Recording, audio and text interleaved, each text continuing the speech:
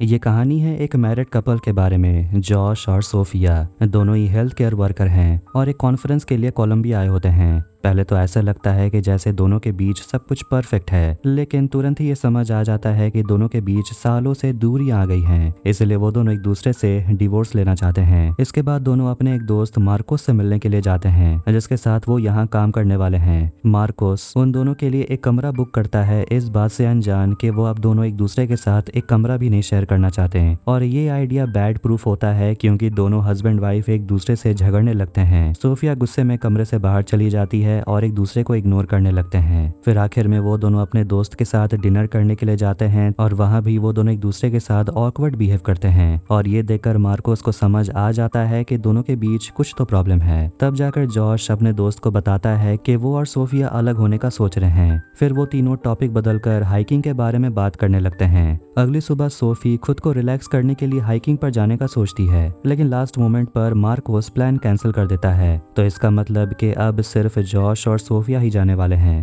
पहले तो सोफिया अपने पति के साथ वक्त नहीं बिताना चाहती थी, लेकिन जॉश उसे किसी तरह मना लेता है, ये बोलकर कि वो किसी अनजान खतरनाक जगह में अकेला नहीं जाना चाहता। दोनों अपना बैग पैक करते हैं और रिसेप्शनिस्ट से अपने डेस्टिनेशन के बारे में बात करने के बाद निकल जाते हैं। रिसेप्शनिस्ट उन्हें एक मैप दिखाता है और उन दोनों को एक लंबा रास्ता दिखाता है और यह भी बताता है कि यहाँ एक शॉर्टकट भी है, लेकिन उन्हें यह रास्ता नहीं लेना चाहिए क्योंकि ये बहुत ज्यादा डेंजरस है और यहाँ रहने वाले लोग भी इसे अवॉइड करते हैं। जॉर्ज को अपने हाइकिंग स्किल पर बहुत भरोसा है, इसलिए वो शॉर्टकट लेना चाहता है। सोफिया मना करती है क्योंकि शॉर्टकट वाले जगह पर बहुत सारे खतरनाक सांप हैं, लेकिन जॉर्ज नहीं मानता। फिर दोनों अपनी गाड़ी से बाहर निकलते हैं और हाइकिंग शुरू करते हैं। दोनों एक जंगल से होते हुए गुजरते हैं और उनकी नजर जाती है आसमान में काले बादल पर जो उनकी तरफ आ रहे हैं। वो बारिश में फंसना नहीं चाहते, इसीलिए जॉर्ज सोफिया से कहता है कि हमें यहाँ से वापस जाना होगा। फिर जैसे ही वो अपनी गाड़ी तक आते हैं, वो देखते हैं कि एक आदमी उनकी गाड़ी को खोलने की कोशिश कर रहा था।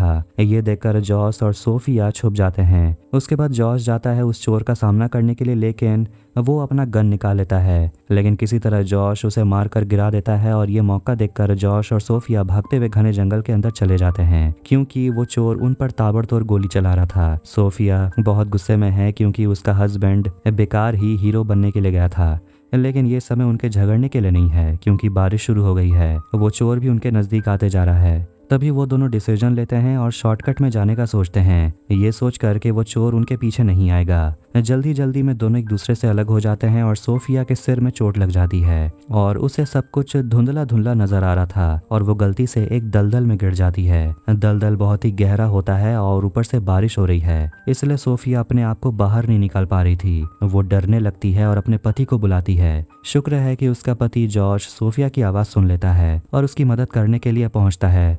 वो अपना हाथ बढ़ाता है, लेकिन इससे कोई फायदा ही नहीं होता। इसके बाद जॉश एक पेड़ के डाली की मदद से सोफिया को बाहर निकालने की कोशिश करता है, लेकिन इससे वो डाल टूट जाता है, जिस वजह से सोफिया और ज्यादा पैनिक करने लगती है। वो खुद को बाहर निकालने की कोशिश करती है, जिस वजह से वो दलदल के अंदर और अंदर जा रही थी और फिर थोड़ी देर में वो अंदर चली जाती है। ये देखकर जॉर्ज बहुत ज्यादा डर जाता है और अपनी जान की ना फिक्र करते हुए अपनी बीवी को बचाने के लिए दलदल में कूद जाता है और वो किसी तरह सोफिया को बाहर आने में मदद करता है, जिससे वो सांस ले सके। जॉश ने सोफिया की जान तो बचा ली, लेकिन अब दोनों ही दलदल में फंस चुके हैं और उस जगह में कोई है नहीं जो उनकी मदद कर सके। गाइड बुक पढ़ने की वजह से जॉश के पास दलदल के बारे में थोड़ा बहुत नॉलेज है, लेकिन दलदल से बाहर कैसे निकलना है ये वो याद नहीं कर पा रहा। तभी सोफिया को वहां पर एक अंडा दिखाई देता है जो दलदल के अंदर नहीं जा रहा था। इससे उसे एक आइडिया आता है और वो कहती है कि अगर वो दलदल के ऊपर लेट जाती है तो वो दलदल के अंदर नहीं जाएंगे, क्योंकि इससे शरीर का सरफेस एरिया बढ़ जाएगा और वो आसानी से दलदल के ऊपर फ्लोट कर पाएंगे। जॉश उसकी बात मानता है और उसके पैर को ऊपर करने की कोशिश करता है। तभी सोफिया कुछ महसूस करती है, जैसे कि दलदल के अंदर कुछ तो है। वो बहुत ज्यादा डर जाती है और जॉश से कहती है कि अंदर जो भी है उसे बाहर निकालने के लिए। वो देखते हैं कि ये तो एक आदमी का डेड बॉडी है। ये देखकर जॉश आखिरकार घबराने लगता है, क्योंकि वो सोच रहा था कि दलदल से डरने की जरूरत नहीं है, लेकिन अगर वो ऐसे ही फंसे रहे तो उनका भी हाल इसी डेड बॉडी की तरह होगा। लाश के पास एक बैकपैक होता है और दोनों उस डेड बॉडी को वापस अंदर ढकेल देते हैं। बैग के अंदर उन्हें कुछ खास नहीं मिलता, जैसे कि चाकू, शॉटगन, एक फ्लैशलाइट, पर जो सबसे ज्यादा यूजफुल चीज है वो है बैकपैक। जॉश को एक आइडिया आता है और वो बैग को काट कर एक रस्सी की तरह बनाएगा जिससे दोनों यहाँ से निकल सकते हैं। अब वापस होटल में मार्कोस बहुत ज्यादा घबरा रहा होता है क्योंकि उसके दोनों दोस्तों को गए हुए बहुत समय हो चुके हैं। वो उनके वॉइसमेल को सुनता है जिसमें जॉश कहता है कि वो दोनों हाइकिंग के लिए जा रहे हैं, लेकिन मार्कोस को लगने लगता है कि दोनों के साथ कुछ तो हुआ है और उसका शक सही निकलता है जब वो एक अजीब से दिखने वाले आदमी को सोफिया का बैग लेकर अंदर आते हुए दिखता है। ये वही चोर है। मार्कोस उसके पास जाता है उससे बात करने के लिए और उसके छाती पर खून लगे हुए थे। ये देखकर वो तुरंत उस पर हमला करता है और दोनों के बीच लड़ाई हो जाती है। इस वजह से उस चोर का बंदूक भी गिर जाता है। ये देखकर मार्कोस और पागल हो जाता है और उस पर दोबारा हमला करता है, लेकिन इस बार होटल में काम करने वाले लोग दोनों को अलग करते हैं। जंगल में सोफिया और जॉश बैग से रस्सी बनाकर किसी तरह एक पेड़ पर बांधने की कोशिश करते हैं, लेकिन ये रस्सी बहुत छोटी है और अब वो दोनों फ्रस्ट्रेट होने लगते हैं। तभी उन्हें एक हेलीकॉप्टर की आवाज सुनाई देती है जो ठीक उनके ऊपर से होकर गुजर रही थी। दोनों चिल्लाते हैं ताकि कोई उनकी आवाज सुन ले, लेकिन जंगल इतना घना है कि हेलीकॉप्टर के अंदर से लोग उन्हें देख भी नहीं सकते। जॉश हार मान लेता है, लेकिन सोफिया आग जलाने की कोशिश करती है, लेकिन आसपास सब कुछ इतना गीला है कि आग जलता ही नहीं। इसके बाद वो अपने रस्सी पर आग लगाने का सोचती है, लेकिन जॉश मना करता है और कहता है कि अगर ऐसा तुमने किया तो हमारे यहाँ से निकलने का आखिरी उम्मीद भी खत्म हो जाएगा। फिर हेलीकॉप्टर वहां से चली जाती है और सोफिया सोचती है कि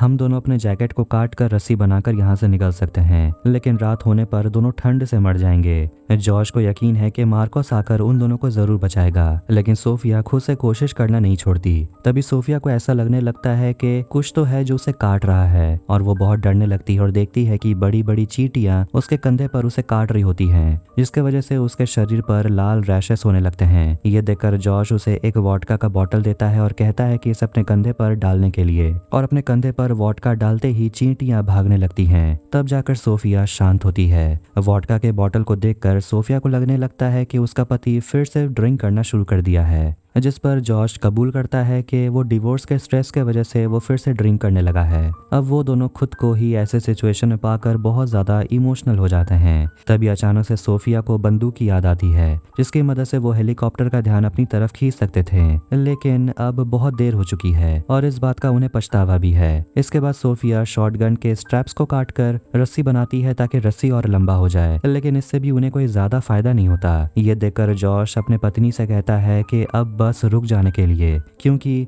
मार्कोस जरूर उन्हें बचाने के लिए आएगा। लेकिन दोनों इतने घने जंगल के अंदर हैं, एक दलदल में फंसे हुए हैं। सोफी के लिए मानना इतना आसान है ही नहीं कि मार्कोस उन्हें ढूंढ पाएगा कि नहीं। तभी वो दोनों देखते हैं कि एक सांप जॉर्ज के पीछे आ रहा था। दोनों बिल्कुल शांत रहने की कोशिश करते हैं ताकि सांप उनके पास से ही गुजर जाए, लेकिन वो सांप तो बिल्कुल उन दोनों के एकदम नजदीक आने लगता है। जॉर्ज ज्यादा हिल नहीं सकता, इसीलिए सोफिया बंदूक से उसे मारने का सोचती है, लेकिन इससे पहले वो खुद के हाथ को ऊपर ला पाती सांप जॉर्ज के हाथ पर काट कर वहां से चला जाता है। इसके बाद सोफिया तुरंत जॉर्ज के हाथ पर कसकर एक रस्सी बांध देती है और सांप के जहर के वजह से जॉर्ज को बहुत दर्द होने लगता है और अब उसके पास सिर्फ 6 घंटे बचे हैं। उन्हें अगर मदद नहीं मिली तो जॉर्ज मारा जाएगा। फिर हम मार्कोस को देखते हैं जो कि एक जेल में बंद होता है, क्योंकि उसके और चोर के बीच लड़ाई हो गई थी। चोर भी वहीं बंद है। मार्कोस उस चोर को अपनी कीमती घड़ी देता है और बदले में पूछता है कि उसके दोनों दोस्त कहाँ हैं, जिस पर वो चोर कहता है कि वो दोनों जिंदा हैं, लेकिन वो दोनों भागते हुए उसी रास्ते चले गए